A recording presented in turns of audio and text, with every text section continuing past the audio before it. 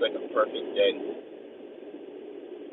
Perfect day.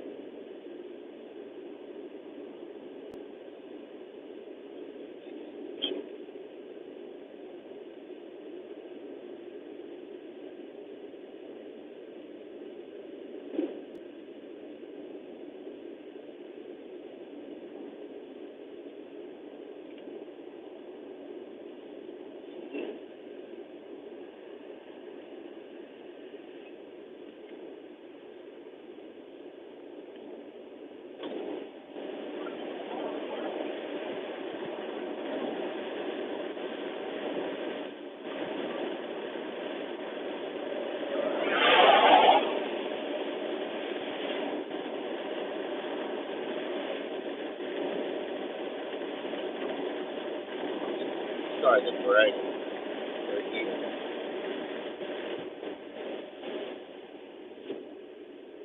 What you gonna do, buddy? Those are nice. Jeep Compass. I don't trust them.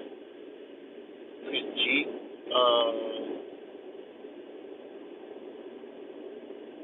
historically, especially Daimler Jeep, especially since Daimler bought them, Daimler Chrysler. Daimler's a German company. Um, they own Benz, a bunch of other car companies. They bought Chrysler. They bought Jeep, and they bought everything else under Chrysler, Dodge. I think Chrysler bought Dodge. I mean, Chrysler and Dodge is pretty much the same. Dodge bought Chrysler. Chrysler Dodge bought Jeep. Daimler bought them. Um,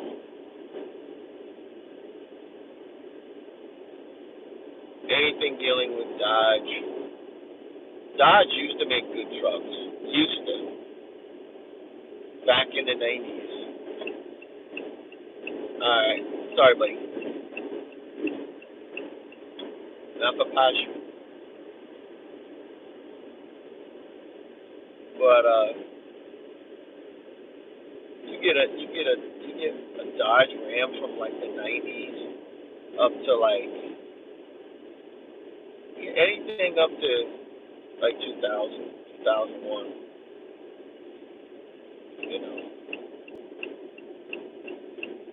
You'll see those old Dodge Rams still running on the roads.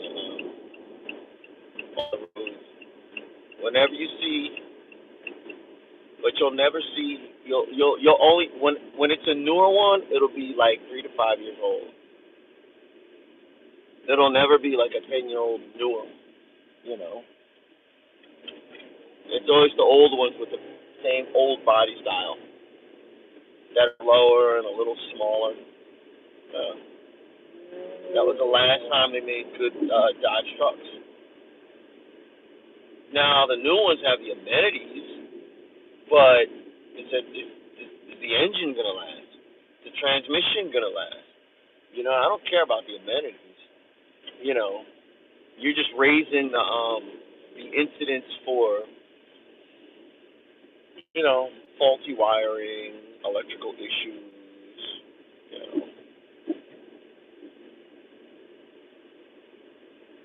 you know. I think out of American vehicles, Ford for me, Ford and Chevy. Chevy's pretty decent. Chevy's got some cars that last a really long time and they're easy to fix. You know, even the electronics in Chevys, it's pretty easy to fix.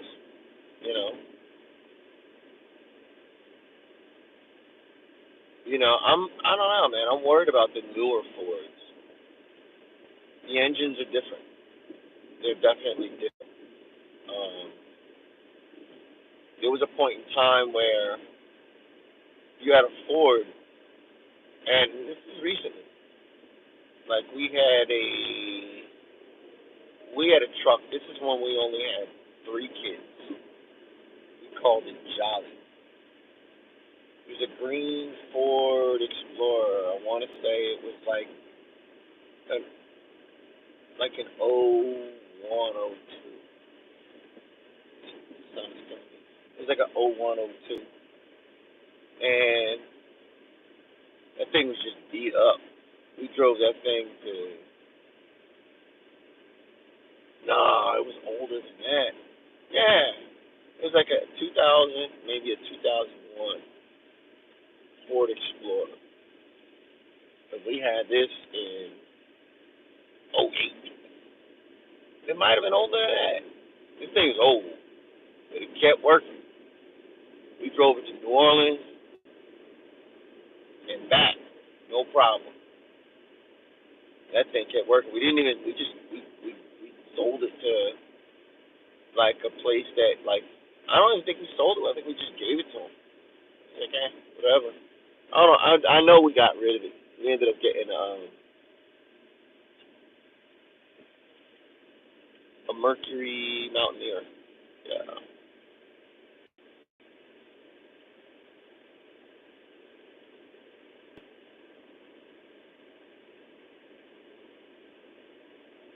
But yeah, I'm headed up here. I got to meet.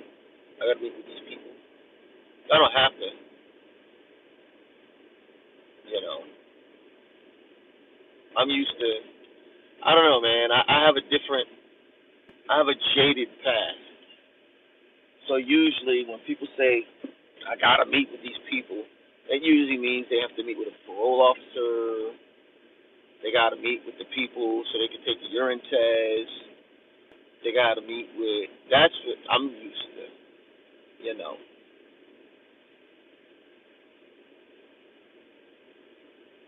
I'm kind of. You know, I don't know. I'm quite familiar with the system. Put it that way. Unfortunately. So certain sayings mean certain things to me. All right, buddy. I'm sorry. I gotta pass you. Sorry. Sorry, my brother. Sorry. Nice vehicle though. Nice Lexus. You know what I've been fascinated with? Churches. Like people. I like to watch people. I like humanity. You know what I mean? I like to observe humans. You know, and the thing, one of the things you quickly realize is that okay, is that okay. I gotta loop around. Oh, my mouth is dry.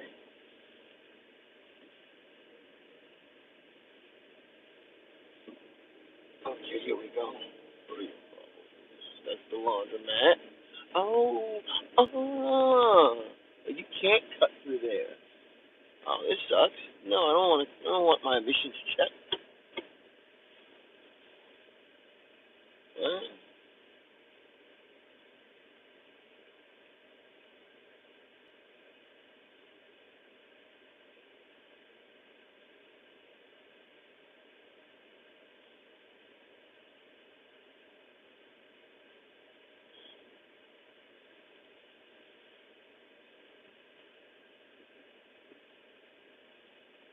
I know how to fix you. You want to use derogatory terms to me? I put you. No, I do nothing to you. I just report you.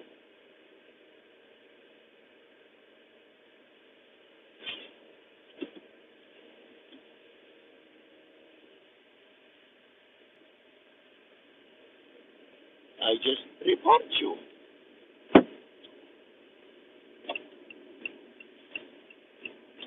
Ooh, it's a full moon. It's a beautiful full moon too.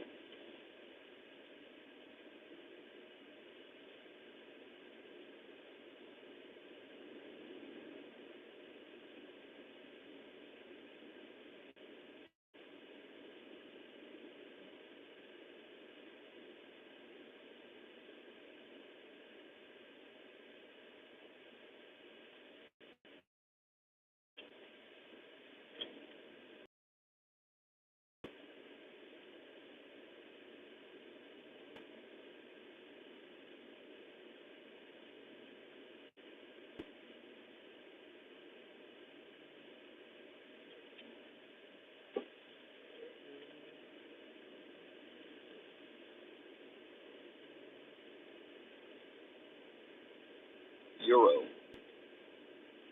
Never heard of those gas stations.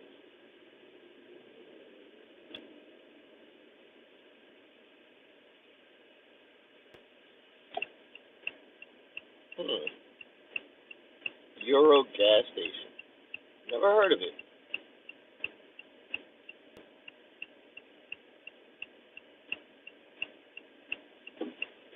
Pretty interesting name.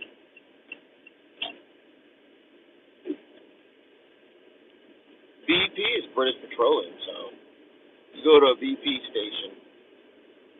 Oh wow, this is all new construction. This is like woods. Wow, this is really new. This is nice. Agent on duty. Wow. Oh yeah. This is what I love about like Metro Atlanta. You always see like new construction. You know, it's like there's endless like plots of land everywhere. You know, I love new construction.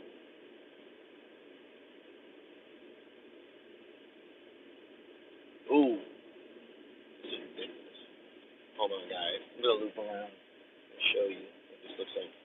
This is ridiculous. Check this out. Come back on. I don't want you guys to see it yet. This looks ridiculous. This is why I hate this time of the year. You know, this whole election day thing. It's divisive. It's insane. You know. Holy smokes! All right, here we go. We loop around here. Ain't nobody behind me. Here's the Yui. That's my carjacking days. My car stealing days. Nah, no carjacking. Car stealing. No carjacking. Look at this. Look at all this stuff. I'm from Jersey, y'all. Sorry. Carjack capital of America. It's kind of like a rite of passage. When you turn 13, you know, you steal a car. Take it to the chop shop. Get about $1,500. You on and popping. You know. Get your hustle on. Look at this. This is crazy. This is crazy. This is crazy. Look at this. Look at all this. It's crazy. But what's going on? Corey, what is popping? But yeah, that's another thing. Yeah, I'm from Jersey, the carjack capital. Yeah. Car theft capital of America. That's right. The car theft capital of America. Especially North. Matter of fact, there's a movie called New Jersey Drive. It's about New Jersey. It's about the section of New Jersey where I'm from. Um, it talks about that, and there's actually in one of the scenes there's a girl who died. She's a pregnant girl, and they steal a van. Ooh, look at this vehicle! Holy, oh, that's a '66 fastback. Yo, '66 fastback. 67, really? Holy smoke! Woo! Ah, you know what? I had a Mustang. I had a newer one. This was in like '94. And I'm trying to tell my wife, come on now, come on. And she's like, no, I need you too much. Be the man of the house. Get it. Get one. You know what? Yeah. Yeah. Yeah, man. Yeah. Yeah. Take it easy, man. Yeah. Wow. You know what? Yeah, you're right. Be the man in the house. Be the man in the house. Get one. Wow. Wow, yeah. He's right. That's true.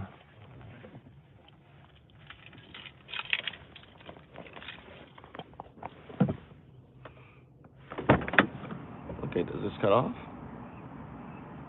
I think it does. Let me see.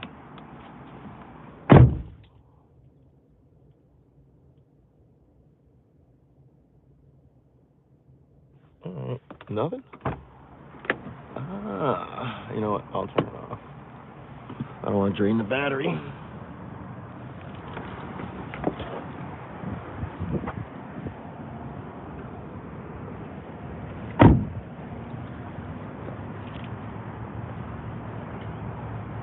He said, breathe him out of the house. Got one. He's got a point.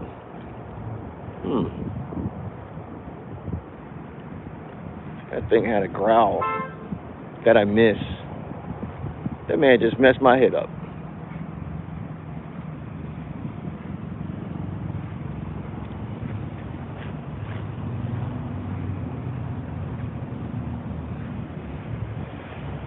But also, I was racing back then. So, you know, it's a lot. I mean, like everybody did it. You know, it's kind of, you know, that sounds like, oh, I smoked crack. Everybody did it. That's what it sounds like. But for real, everybody did it. We all did it. We all street raced. That's normal. People are like, oh, you're street racing. It's normal. It's what you did, you know?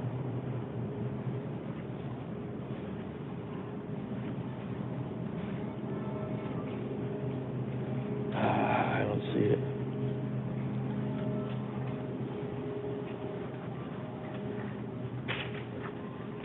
Let me look in the refrigerated section.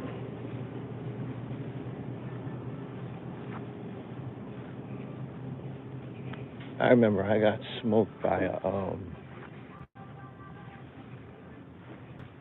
guy had like a Toyota truck. It was a 4-cylinder, but it had a supercharger in it. And there was Seaside Heights.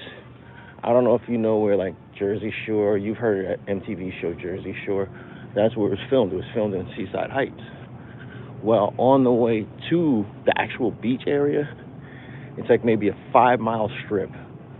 And every third of a mile was a stoplight. And it was just like a straight shot. So we just raced up there, you know, on the way there, and raced on the way back, you know. It's a bunch of places.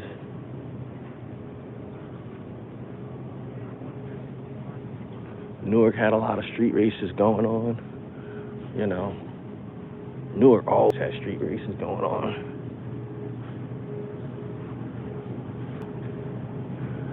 And I bet you it's pretty much still like that. It's like that in Atlanta. A lot of street racing. That's like normal. It's the same thing as Jersey. It's like, but when I first moved down here, it wasn't like that. I don't know where the street racing culture came from down here, but it's wild. Them jokers are wild down here. In Metro Atlanta, I know a dude, this bass player. This dude named Fitz played bass. He had just gotten a gig at a mega church. And it was him and his girlfriend.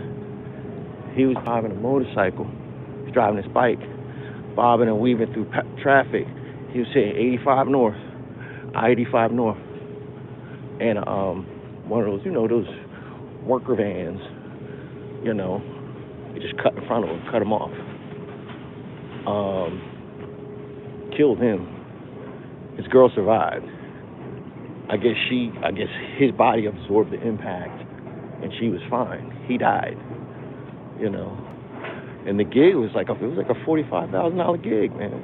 Just for like playing. It was a bass gig at a church, at a mega church. I'll never forget that. You know. So it's bad down here. Street racing.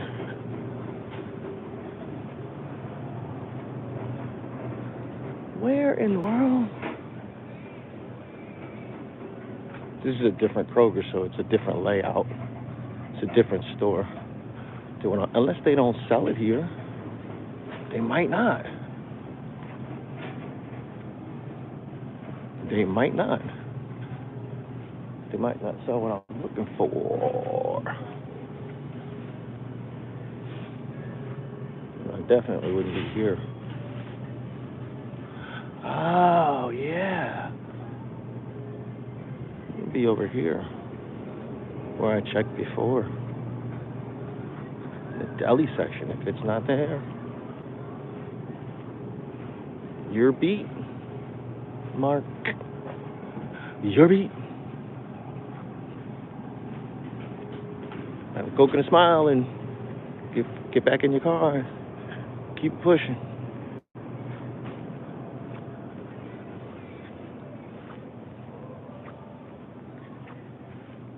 Okay. Right over there. Yeah, right there.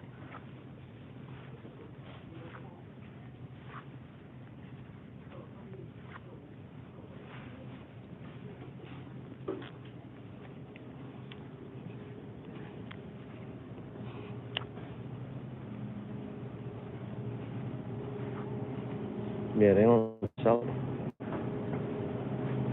This is where it would be.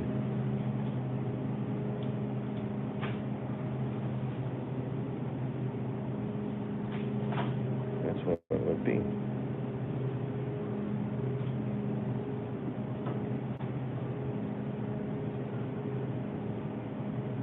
They don't have a place where you get butter and stuff.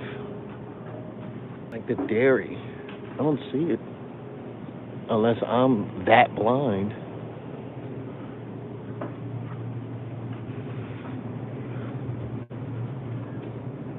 Am I that blind, you guys? No. Because I went past there.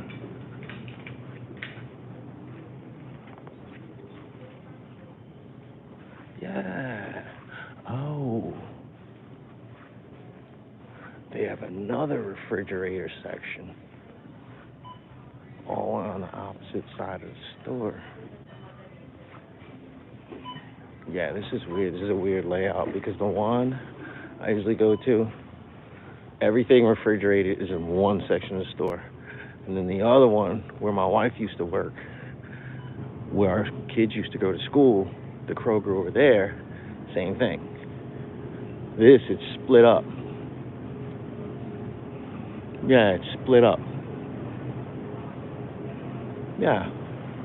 Because here's the wine and everything. Yeah, it's split up. This is weird.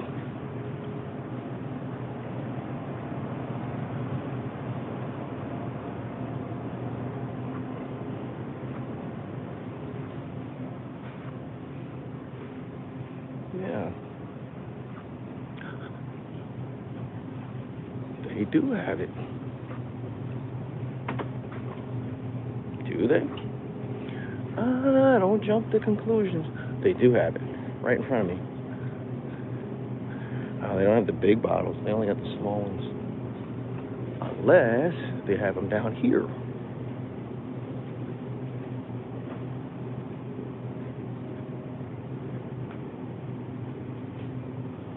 Nope. Only the small ones. My lips are so chapped they're crusty.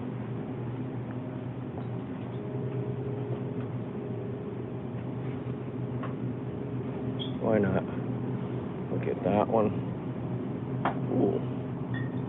Honey crisp apple. That sounds like a new flavor.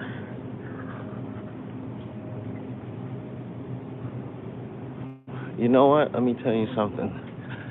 I suggest anybody, if you have a problem with speaking, start a YouTube page.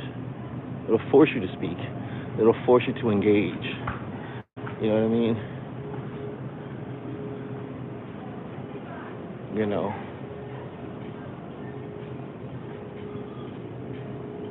The problem is you gotta deal with main character syndrome. Or, you know, that's one thing you gotta watch out for. You know. Everybody ain't a star. You know. which is why I love playing drums, because I know I ain't a star.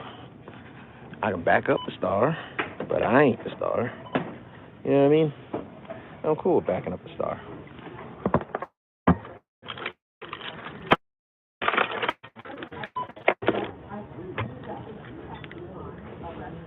Welcome, valued customer. Place your item in the bagging area. If you have a shopper's card, scan it now. Enter your alternate ID.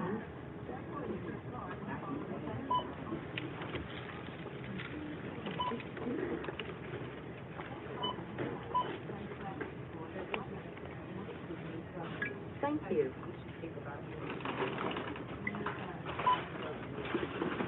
Your total is 612. System processing. Swipe or insert card and follow instructions on PIN pad.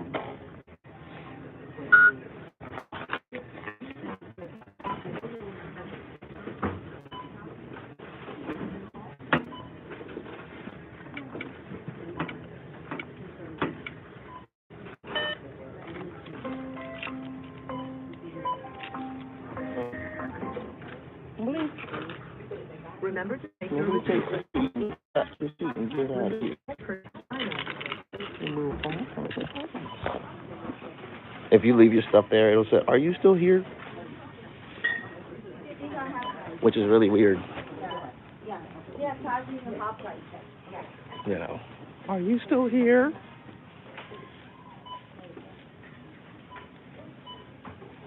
That's weird. All right. Got this neat thing around the corner, which I'm kind of encouraged. You know, I haven't gone in a while. Sorry, buddy. Oh. Nice hat. Excuse me. Nice hat. I like that hat.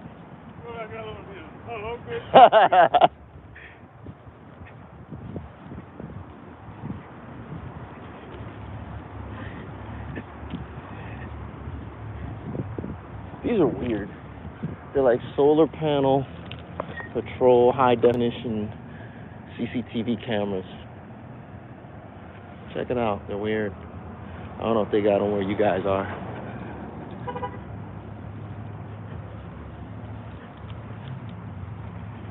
Yeah, they're weird.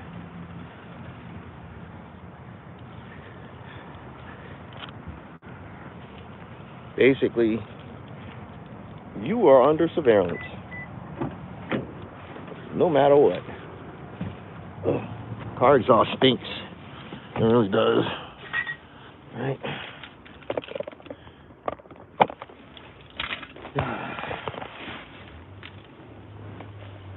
You know what? Car exhaust stinks, but in terms of carbon footprint, you're still better off with an internal combustion engine.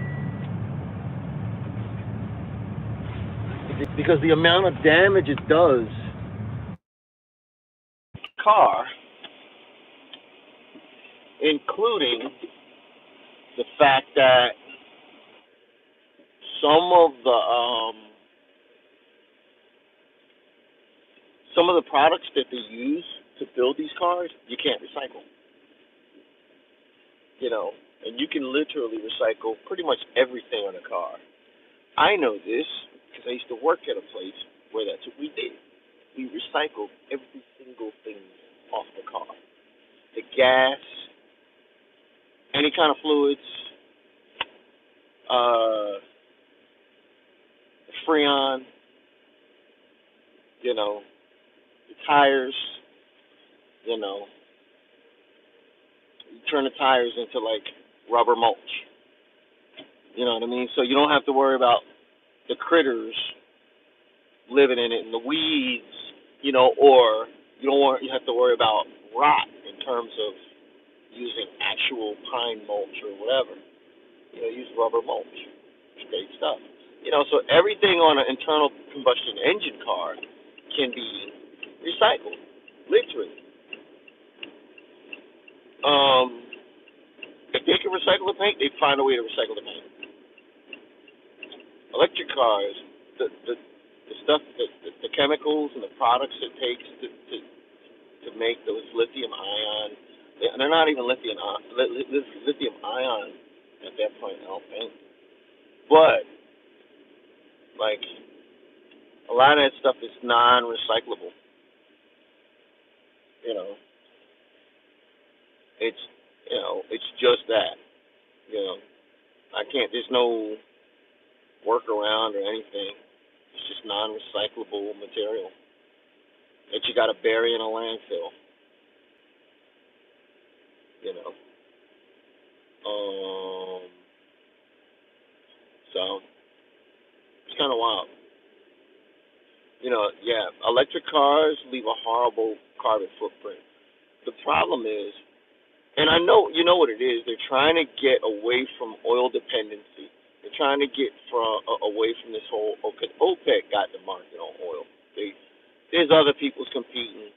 You know, there's other people that are competing, but OPEC pretty much they got the block. You know, they own the block. If you want to put it in hustling in dope boy terms, they own the block. They run the block. You got little people over here coming in. You know, they got a little product here and there. Well, OPEC got the block, man. You know. But we're the big dogs. America's the big dogs. You know? And it's kind of like we getting spoon-fed by these dudes. You know? And I mean, and that's just really what it is. That's really what it is. It's hustling. It's the block in global terms. It's like the global geopolitical politics is the block. Literally, it's the block. You know, it's the corner. It's it's selling dope. You know, it's whatever hustle you're in. It's extortion. The same thing goes with the extortion racket. Who can extort the most people and make the most money? It's all the same, man. It's all the same. And then you got competitive extortioners, you know, and you got to deal with them. It's all the same, you know.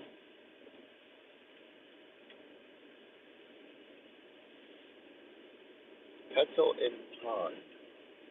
They've always. That's what Amigos filmed.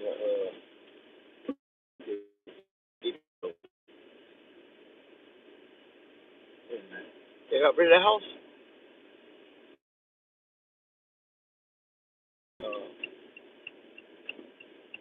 Yeah, that Culture 3 video.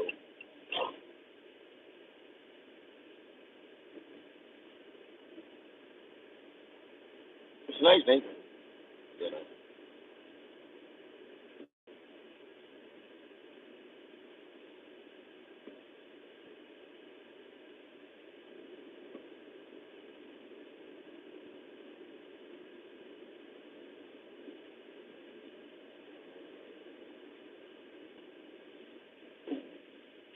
Fruta.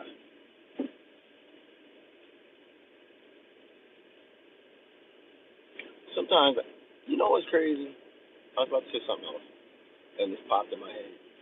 This whole, I don't know, the whole music, the way the state of the music industry, I kind of saw it happening like this. You know, they devalued the very commodity that they're selling. So then they had to inflate numbers to justify, you know, they had to inflate the numbers, you know. And what Spotify did, Spotify launched a platform with the guarantee.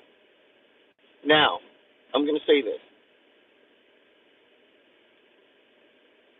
Spotify foresaw the growth that it has now. But they lied to record labels and said that they were, when they proposed hey, put your stuff on Spotify, we'll pay you, and then per stream, we're going to pay you back, and blah, blah, blah, blah, blah. So these record labels lease their music to Spotify to play on their platform. In exchange, Spotify pays them, you know. Or you might get advanced in your career, you know, enough to where you and Spotify, as the artist, you can, you know, you can kind of negotiate that on your own. Fine. You negotiate millions of dollars. Fine. Okay. You have to pay such and such artists, such and such labels, such and such distribution companies, whatever, umbrella groups. You have to pay them a certain amount of money to use their artists on your platform.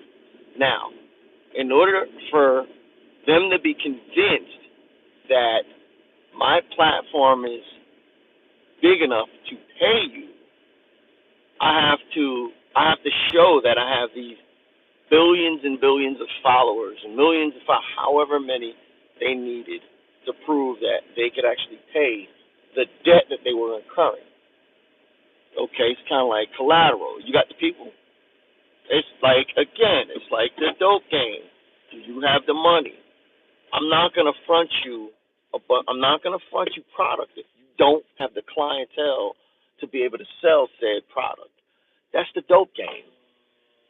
Again, I take everything back to the dope game because that's what it is. Okay, Spotify said we got the customers. Don't worry about it. We got the block. We got the customers. All of these other companies, Universal Music, Warner, Sony, who I think Universal bought up, Sony. But they all came and all these different independent, you know, like I call them major indies because they're pretty big independent labels, you know, who have kind of small time. This parking lot is being recorded. So what? So yeah, this is weird. So what happens is you end up getting, you know, you end up getting questioned. How many people do you have on your platform? Spotify had to lie. And in the first few years of Spotify starting out, they hired a bunch of guys to create bots. You know what I mean? They had this one guy who was sitting there literally creating artists, creating albums. He would create an artist and make a discography of this artist, and then put him on a platform. Or he would just they would just create tons and tons and tons and tons and tons and tons of bots. You know what I mean? To kind of make it look like it was actually real. And at the time, labels didn't really, you know, people weren't really figuring out like, oh, these are bots. Half of them didn't even this is back at that time. Half of them didn't even know what a bot was. You know what I mean? So they're botting everything to fluff up this stuff. And then there's not a lot of artists, so they had to tell people you're not the only people. You're late to the game. So they had guys actually making artists. You know what I mean? And now it's coming out that there's a lot of what was going on is it was like they had illegal, it was kind of like organized crime kind of situation. So now we don't hear about it here stateside, but if you go over, I can't remember where they're from, somewhere in Europe, but if you go over there, it's pretty, it's a pretty concerning situation. But with Spotify, because it wasn't so much Apple started it. Apple pushed the Apple cart down the hill. Spotify just kept pushing and pushing and pushing and kicking it down, making it even faster. You know what I mean? But what happened is now what's going on is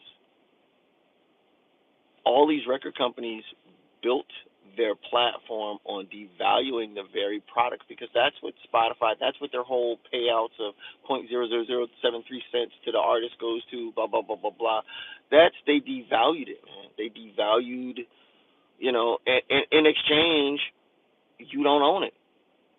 People can't buy your stuff. They just put it on a playlist. You know what I mean? You've not only devalued it monetarily, but kind of in terms of its listenability and enjoyability, you've devalued it. You've relegated it to just background music that's not even worth buying. Because you got a you got a free version of Spotify. You can listen to everybody for free. You know what I mean? That's crazy. Like you can listen to I have stuff on Spotify. I got 3 albums on Spotify. I got 3 albums.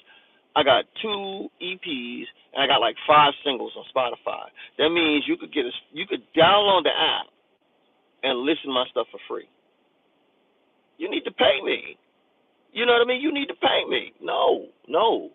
So that's what it is.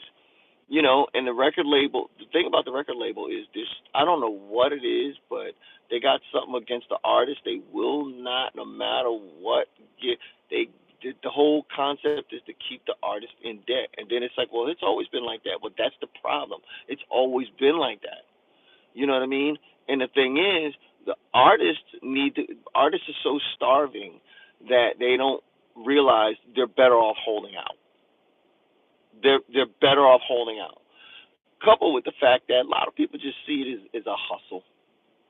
And I'm like, they need to get. I mean, like, I'm not for violence, but I'm from the school of back in the day. If you saw it as a hustle, people ran up on stage and like snatched you off it. Like for real, that was happening when I came up. You got snatched off stage. And you got guns, we got guns too. You know what I mean? Like, yeah, you got snatched off stage, man. You know what I mean? Like a lot of, and I'll at risk of sounding like the old dude in the room, a lot of dudes couldn't survive because there was a skill set that was required. Now it's anybody can get in, and everything ain't for everybody, including music. You know what I mean? I know. Shut up. Everything ain't for everybody. You know what I mean? Everything ain't for everybody. And it's like, it's just kind of like, I don't know, man. I don't know. But I've always seen things just, hindsight is always 20/20. And when you have a certain amount of lived experience, you start to see patterns and things. And what happens is there's a rebound, and it becomes a reset. And everybody starts making money again. Because the industry went through this very same thing in about when the whole Napster thing happened. It went through the same thing when the whole Napster thing happened. And the people that ended up making a lot of money were a lot of indie artists, because they still had their, they had their little indie ecosphere going, The problem is in a lot of ways, the issue is in a lot of ways, record companies now, independent artists, I'll go direct to consumer. I'm about to launch a website, release all my tracks. There's going to be a lot of free stuff. There's going to be some stuff that you got to pay for. You can break it down into stems. You can do what you want with it. You can download it, pay per download, whatever. But that being said, that's the place to go, direct to consumer. But now record companies have realized that, and now you're going to start seeing places like Universal and all these other people saying, oh, we'll help your direct-to-consumer service. We can put your stuff, we can make your website. We can do this, we can do that, just so they can get back in your pockets. I'm telling you. You're going to start seeing Warner Brothers do it. Universal's already laying out a plan. Any artist, any independent artist that wants to go direct-to-consumer, Universal Music, we got a system for you. Yeah. They're already rolling it out. It's just a matter of time before all these other labels do their version of the same thing. Now, you got some people that's just nature of the beast. They're going to jump on it. And usually the first ones that hop on make the most money. If I got approached, I'm jumping on. If Universal asks me, I jump on and then get out. Because usually the first people, they make a lot of money. That's how you lure the suckers in. You gotta pay off the first people. You gotta, hey, they're rich, wow, and then that attracts the other suckers. Now if you're smart, you realize that this money isn't gonna last forever, so you create an exit strategy. You know, that's like what the smart guys do. That's like my man, what's his name, Chameleonaire, which is why he's almost a billionaire. You know, he created an exit strategy. Got into tech. You know, now he's, sheesh, that dude's got insane money. You know, and he's not balling or nothing like that. He's just living a normal, comfortable life. A lot of guys do that. Bun B, he's a high school professor. So a lot of guys do that. Roxanne Shante, I think she became a therapist. Warner Brothers paid for her schooling. So you got to create an exit strategy with any and everything. That is a weird looking airplane. Oh, that's just the sun. The sun shining off the wings. You have to understand that if you're riding a wave, you have to kind of be self-aware enough to be like, okay, this is only going to last but for so long. And there's a season. And usually it takes other people around you, or it takes certain forces to kind of push you in the direction of, okay, I got to look past what's going on now. Like Roxanne Shante, for instance, she had a child out of wedlock, and she was like, I want to be there for my child, and being a female rapper, I don't care how successful or famous I am, it don't work in terms of a mother. So she went to school, got her master's, ended up getting a doctorate and all that. Okay, whatever. So she's doing her thing. So that's your life situations, external forces happening, external things happening to force you in certain situations. Well, however you get there, whatever you do in life, I've learned this. I'm almost 60. Whatever you do in life,